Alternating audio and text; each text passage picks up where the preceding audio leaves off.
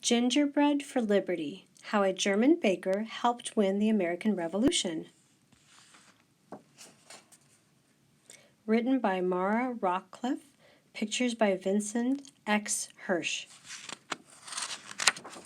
Everyone in Philadelphia knew the gingerbread baker, his honest face, his booming laugh, and of course, his gingerbread, the best in all the 13 colonies. His big, flowery hands turned out castles and queens, horses and cows and hens, each detail drawn in sweet buttery icing with the greatest skill and care.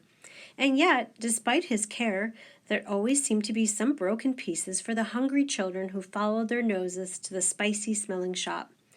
"No empty bellies here," the baker bellowed. "Not in my America."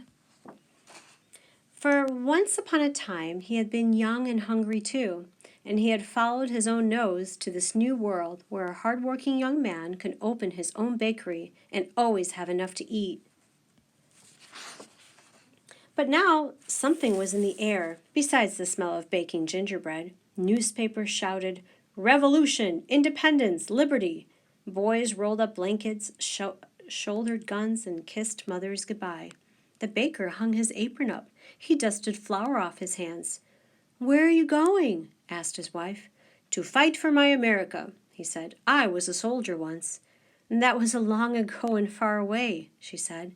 "You are a baker now. You are old and fat." The baker knew his wife was right, but he also knew that he loved his country. Somehow he had to find a way to help. He packed up his bags and went to join George Washington. General Washington did not say the baker was old and fat. General Washington was too polite. Anyway, he had other troubles on his mind. "The men are threatening to leave. They say the food is terrible, and there isn't enough of it." The baker rolled up his sleeves. "No empty bellies here," he told General Washington. "Not in my America."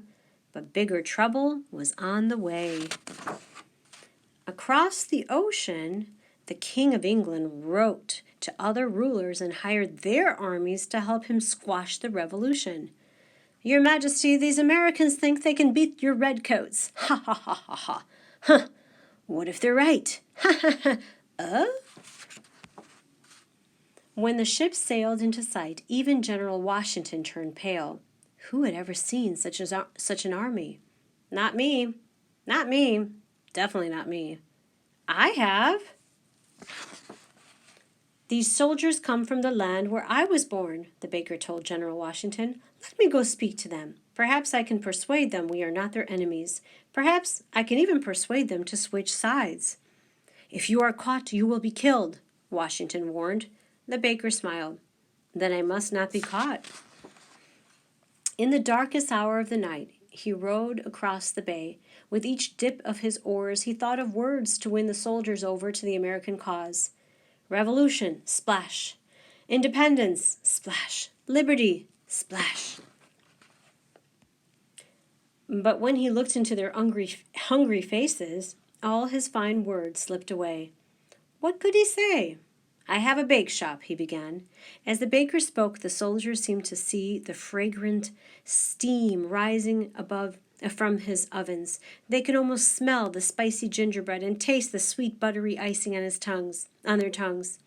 "And you always have enough to eat?" the soldiers asked. "No empty bellies here," the baker told them. "Not in my America." Across the ocean, "Your Majesty, we just don't understand. These hired armies seem to disappear." Many, many loaves and battles later, the British have surrendered. The revolution is over. We won. "My work is done," the baker cried. Washington said, "Not quite." A gift from General Washington.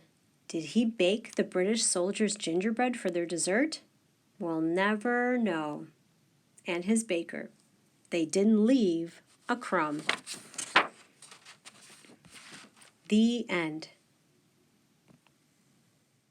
Gingerbread for Liberty is based on the life of Christopher Ludwig, a forgotten hero of the American Revolution. Ludwig was born in 1720 in the German region of Hesse. His father was a baker, and young Christopher helped in the bake shop from an early age. At 17, he joined the army.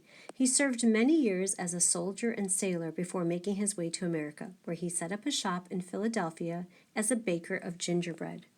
Many of what's known today about Ludwig's life comes from a brief account written by his friend Dr. Benjamin Rush, a founding father and signer of the Declaration of Independence.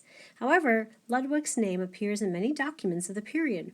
Among them is a letter written by George Washington in 1785, praising Ludwig for his service in the war and calling him a true and faithful servant to the public. He also made very good gingerbread.